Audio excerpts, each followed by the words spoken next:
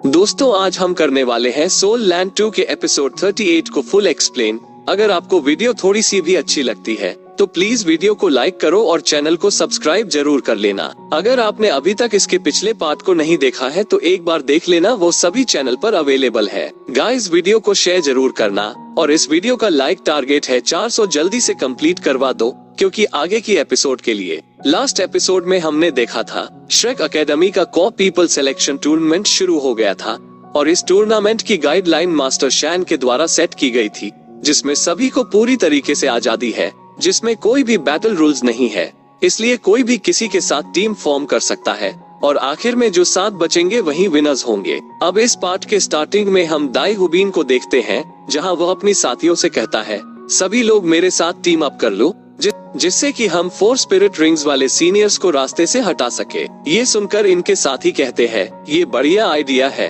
वरना हम सभी ही खतरे में आ जाएंगे। जिसके बाद ये सभी टीम अप कर लेते हैं। इधर इस चीज को देख के सीओ कहती है हम सभी ही टारगेट बन गए हैं। तो इस पर बी कहता है हम 7 के खिलाफ 18 लोग, ये काफी इंटरेस्टिंग होगा। और फिर बी अपनी एबिलिटी यूज करते हुए कहता है जू संशी मेरे लिटिल ब्रदर हुआ युहाओ का ध्यान रखना, क्योंकि आज मैं यहाँ पर सभी को ब्लू लाइटी ड्रैगन क्लैन की पावर को दिखाने वाला हूँ। तो इस पर एसक्यू संशी कहता है बी मेरे बिना तुम कुछ भी नहीं कर सकते हो और तुम आगे जा सकते हो यहाँ की चीजें मुझ पे छोड़ के। और वैसे भी मुझे भी इन सभी को नंबर 1 मेरी स्पिरिट एजेंट्स दिखाने की जरूरत है, और मुझे अभी जिएंग नैनन का भी ध्यान रखने की जरूरत है।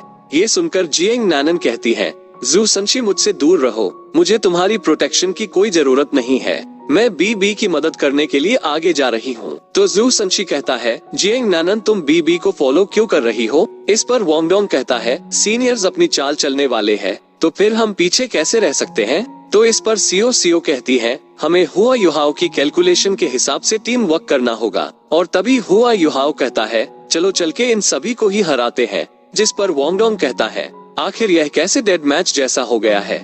इस तरफ दाई हुबीन कहता है सभी लोग अपनी स्ट्रेंथ को इकट्ठा कर लो, क्योंकि हमें जल्द से जल्द 4 स्पिरिट रिंग वाले सीनियर्स को रास्ते से हटाना होगा। हमारे पास बस नंबर्स की ही एडवांटेज है, इसलिए हम उन 7 को हरा सकते हैं। और तभी एक बंदा कहता है बिल्कुल सही कहा तूने, सीनियर्स मेरे साथ आओ बी को हराने के लिए। और तभी जू संशी कहता है ये सभी हरामखोर एक साथ मिलकर बढ़िया काम कर रहे हैं, जिससे कि मैं इन सभी को बारी बारी से पीटने की परेशानी से बच जाऊंगा। इस पर बी कहता है आ जाओ, तुम लोगों को समझ में आ जाएगा कि बैटल नंबर्स पर बिल्कुल भी डिपेंड नहीं करती है। और इस तरफ मास्टर शैन इस नजारे को देख के काफी खुश होते हैं और यह अपनी बोतल खाली करते हुए कहते हैं बहुत बढ़िया, मैंने बिल्कुल भी नहीं सोचा था कि यह इतनी जल्दी इतना ज्यादा इंटरेस्टिंग हो जाएगा। मैं तो सच में काफी ज्यादा एक्साइटेड हूँ और इसी वजह से मुझे एक फ्री फॉर ऑल काफी ज्यादा पसंद है, क्योंकि हमेशा इसके अंदर कुछ ना कुछ अनएक्सपेक्टेड होता है जो कि काफी ज्यादा इंटरेस्टिंग होता है।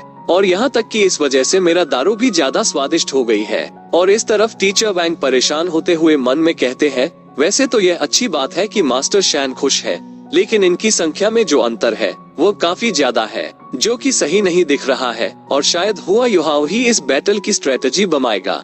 और तभी जिएंग नैनन काफी खुश होते हुए हुआ युहाओ से कहती है हुआ युहाओ क्या यही तुम्हारी स्पिरिट एबिलिटी है? ये तो सच में काफी अमेजिंग है और अब कोई हैरानी नहीं हो रही है कि तुम्हें क्यों स्ट्रेटेजी का इंचार्ज बनाया है। ये चीज सच में तुम्हारे लिए एकदम परफेक्ट है। चलो साथ मिलकर कड़ी मेहनत करते हैं, प्लीज मेरा भी ध्यान रखना। और इस चीज को सुनकर हुआ युहाओ काफी चौंक जाता है और यह हंसते हुए कहता है थैंक यू जिएंग नैनन सिस्टर, आप सच में काफी काइंड है। और हुआ युहाओ मन ही मन खुश होते हुए कहता है ये कितनी बढ़िया बात है कि सीनियर जियांग नैनन जैसी एक ब्यूटी मेरी तरफ देख के स्माइल कर रही है। और ऐसा होता एसक्यू संशी को गुस्सा आ जाता है और यह हुआ युहाओ पर चिल्लाते हुए कहता है ये हुआ युहाओ बदबूदार लड़के, तुम्हारा चेहरा पूरा लाल क्यों हो गया? और जिएंग नैनन ने मेरी तरफ कभी भी इस तरह से स्माइल नहीं किया। और हुआ युहाओ के इतने ज्यादा पॉपुलर होने की वजह से वोंगडोंग को काफी जेलसी फील हो रही होती है। और तभी सीओ का ध्यान केटू के ऊपर जाता है और यह इसे देखकर मन में कहती है ये कितना ज्यादा लंबा है और यह कितना बड़ा भी है और इसके हाथ भी कितने बड़े हैं, जिनसे इसने थोड़ी देर पहले मुझे पकड़ा था। और सीओ को इस तरीके से देखते हुए केटू भी देख लेता है। तो इस पर सीओ कहती है हाय, मैं हुआ युहाओ की क्लासमेट हूँ और मेरा नाम सीओ है, प्लीज आप मेरा ध्यान रखना। और इस चीज को सुनकर केटू के मन में लड्डू फूटने लगते हैं और यह मन में कहता है इसकी आवाज कितनी ज्यादा प्यारी है, और यह छोटी और कितनी ज्यादा क्यूट है, और इससे तो मुझे जख्म भर देनी जैसी फीलिंग आ रही है। और तभी एसक्यू संशी चिल्लाते हुए कहता है, हुआ युहाओ, मैं तुम्हें पहले ही बता रहा हूँ, मेरी बंदी के ऊपर तो नजर डालने की हिम्मत भी मत करना, वरना मैं तुम्हारी टांगे तोड़ दूंगा, जिससे कि तुम चल भी नहीं पाओगे। ये सुनकर हुआ युहाओ कहता है, सीनियर, यह बस एक गलतफहमी है। और फिर बी कहता है, एसक्यू संशी, अपने आप को इतने सारे लोगों के सामने शर्मिंदा मत करो। तो इस पर वोंगडोंग कहता है, यहाँ पर सभी लोग ही हुआ युहाओ को प्यार करते हैं। तो हुआ युहाओ कहता है, वोंगडोंग, बात का बतंगड़ मत बनाओ। और इस तरह केटू कहता है, सियो सियो, ये काफी प्यारा नाम है, और मेरा नाम केटू है। और तभी जियांग नैनन हुआ युहाओ से कहती है, हुआ युहाओ, तुम्हें इस लड़के को इग्नोर करना चाहिए, यह एक नंबर का पागल इंसान है। और इस चीज को सुनकर एसक्यू संशी के काफी तगड़े वाले होश उड़ जाते हैं, और यह कहता है, जियांग नैनन, आखिर तुम क्यों हुआ युहाओ को प्रोटेक्ट कर रही हो? और इन लोगों को इस तरीके से आपस में लड़ता देख टीचर वांग के पसीने छूटे हुए होते हैं, और यह कहते हैं, इन्हें बिल्कुल भी बैटल की चिंता नहीं है, जबकि मुझे इन लोगों के बारे में चिंता हो रही थी। और फिर एसक्यू संशी दोबारा से हुआ युहाओ के ऊपर चिल्लाते हुए कहता है हुआ युहाओ, ये सब तुम्हारी वजह से हुआ है। देखो, जियांग नैनन दोबारा से गुस्सा हो गई है। तो जियांग नैनन कहती है, इस लड़के की वजह से मेरा दिमाग खराब हो रहा है, क्या हम इस बंदे को अपने टीम से बाहर फेंक सकते हैं? इस पर बी बेओ कहता है, तुम लोगों को हुआ युहाओ को परेशान नहीं करना चाहिए, और इसे कुछ समय तो दो स्ट्रेटजी को सोचने का। तो वोंगडोंग कहता है, रिलैक्स, हुआ युहाओ के स्पिरिट एबिलिटी के साथ इन निकम्मों के खिलाफ लड़ना काफी आसान होगा। और जब केटू ने अपना नाम बताया तो सियो सियो काफी चौंक गई थी। तो ये कहती है, मुझे माफ करना सीनियर, मैं आपके नाम का मजाक नहीं बना रही हूँ। जिस पर केटू कहता है, हाँ ठीक है, मुझे कोई दिक्कत नहीं है। और तभी हुआ युहाओ पास्ट की बातों को याद करने लगता है, जब वो रोते हुए अपनी मदर से कह रहा था, मोमी, यहाँ पर सभी लोग मेरे से नफरत करते हैं, यहाँ तक कि मुझे तो इस दुनिया के अंदर एग्जिस्ट भी नहीं करना चाहिए। जिस पर इसके मदर कहती है, पागल मत बनो हुआ युहाओ, ऐसी बात नहीं है, और तुम बस अपने बड़े होने तक का इंतजार करो, और अगर तुम कड़ी मेहनत करते रहे तो वो दिन भी जरूर आएगा जब तुम्हें काफी बढ़िया साथी मिलेंगे, जिनके बीच में तुम्हारी काफी वैल्यू होगी, और तुम चिंता मत करो, मदर का ये तुमसे वादा है। और मदर गारंटी देती है कि वो दिन भी जरूर आएगा। और फिर हुआ युहाओ मन में कहता है, मदर, आपका हर एक शब्द रियलिटी में बदल गया है। और जब दाई हुबीन देखता है, उन सभी ने इन सभी को पूरी तरीके से इग्नोर कर दिया है, तो इससे काफी ज्यादा गुस्सा आ जाता है, और यह चिल्लाते हुए कहता है, इन लोगों की हिम्मत कैसे हुई हमें इतने हल्के में लेने की, और इस स्ट्रेटजी के बारे में तो सोचना भी मत। उन लोगों को चारों तरफ से घेर लो, वो हमें हैंडल नहीं कर पाएंगे, और हमारे पास ज्यादा मेंबर्स का एडवांटेज है, उससे हम इन सभी को बड़े ही आसानी से कुचल के रख देंगे। इधर बी कहता है, वो लोग आ रहे हैं, चलो हम भी चलते हैं। हुआ युहाओ, बैटल का प्लान तुम पर है। इस पर हुआ युहाओ कॉन्फिडेंटली इस चीज के लिए हाँ कहता है, क्योंकि इसने पहले ही सारी स्ट्रेटजी के बारे में सोच लिया था। और तभी बी एक बंदे पर अटैक करते हुए कहता है, उन लोगों को छोड़ दो जो मुझ पर अटैक करने के लिए आ रहे थे। और तभी एक बंदा बी के पीछे से अटैक करते हुए कहता है, तुम तो काफी बड़ी बड़ी बातें करते हो, जबकि तुम्हारे पास तो 3 से 6 हाथ भी नहीं है, और अब तुम मरने वाली हो। और बी जिस बंदे को धो रहा था, वो बंदा इस बंदे को ऐसे अटैक करता देख खुश होते हुए कहता है, बहुत अच्छे, बिल्कुल इस तरीके से ही घेरना है। और पीछे वाले बंदे का अटैक बी को लगने वाला ही होता है। तभी जियांग नैनन काफी तगड़ी किक से उसे उड़ा देती है, और इस बंदे को किक से उड़ाने के बाद जियांग नैनन खुश होते हुए मन में कहती है, अगर बैटल फील्ड के अंदर इस तरीके का कंट्रोल हो तो बैटल करने में मजा ही आ जाता है। और फिर यह बी से कहती है, बी चिंता मत करो, तुम्हारे पीछे मैं सब संभाल लूंगी।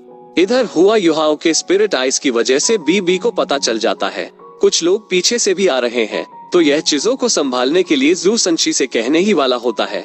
तभी जू संशी बीच में गुस्से से चिल्लाते हुए कहता है, तुम्हें अपना मुंह खोलने की कोई जरूरत नहीं है। दरअसल जू संशी इतना ज्यादा गुस्से में इसलिए होता है क्योंकि जियांग नैनन और बी एक दूसरे के साथ काम कर रहे हैं, वो भी काफी अच्छे तरीके से, वो भी इसे पीछे छोड़कर। इसी वजह से इसे काफी गुस्सा आ रहा होता है, और यह अपने इस सारे गुस्से को दाई हुबीन के टीम मेंबर्स के ऊपर निकाल रहा होता है। तभी हम भी देखते हैं वोंगडोंग चीजों को संभालते हुए कहता है, इस तरह की चीजों को भी संभाल लिया गया है, और अगर तुम सभी लोग इतने कमजोर हो तो मेरे सामने आने की तो हिम्मत भी मत करना। और इस तरफ सियो मन में कहती है, बी और नैनन ने फ्रंट लाइन को संभाल रखा है, लेकिन अब ये लोग हमारी डायरेक्शन में आ रहे हैं। तो ये केटू से कहती है, सीनियर चलो चलते हैं। तो इस पर केटो खुश होते हुए कहता है, हाँ चलो अब तुम देखना कि मेरे सभी वेपन्स कैसे फायर होते हैं। गाइस, इन दोनों को देखकर ऐसा लगता है कि यह लोग आगे जाकर लवर्स बनने वाले हैं। इसके बारे में आपका क्या विचार है, कमेंट में जरूर बताना। केटो अपने गन से फायर करना स्टार्ट करता है, जिस वजह से पूरी अरेना के अंदर जगह जगह धमाके होने लगते हैं। और ऐसा होता देख दाई हुबीन कहता है, सब लोग संभल के रहना, ये सोल स्पिरिट वेपन अटैक है और क्योंकि यह अटैक्स इफेक्टिव नहीं है तो पीछे हटने की कोई जरूरत नहीं है और ये लोग हम लोगों से ज्यादा दूरी पर भी नहीं है, इसलिए आगे बढ़ते रहो और हो सके तो बीच में ही रहना, क्योंकि बीच का रास्ता सेफ है। इसलिए सभी लोग ही एक स्ट्रेट लाइन में आगे बढ़ो और क्योंकि हमारे सीनियर का डिफेंस यहाँ पर सबसे स्ट्रॉन्गेस्ट है तो इसी को ही फॉलो करो। और इस नजारा को देख के टीचर वैंग कहते हैं, इनकी सोल स्पिरिट वेपन किसी को भी हिट नहीं कर रही है और अगर ये लोग इनके डिफेंस को तोड़ पाए तो इन सातों के लिए काफी बुरा होगा। और तभी सीओ अपने कॉल्ड्रन से अटैक कर देती है। सीओ को कॉल्ड्रन शॉक से अटैक करता देख दाई हुबीन का सीनियर काफी चौंक जाता है और सभी को केयरफुल रहने के लिए कहता है। और इसी के साथ हमारा एपिसोड यहीं पर एंड हो जाता है। और अगर आपको वीडियो थोड़ा सा भी अच्छा लगा हो तो प्लीज वीडियो पर लाइक करके चैनल को सब्सक्राइब जरूर कर लेना।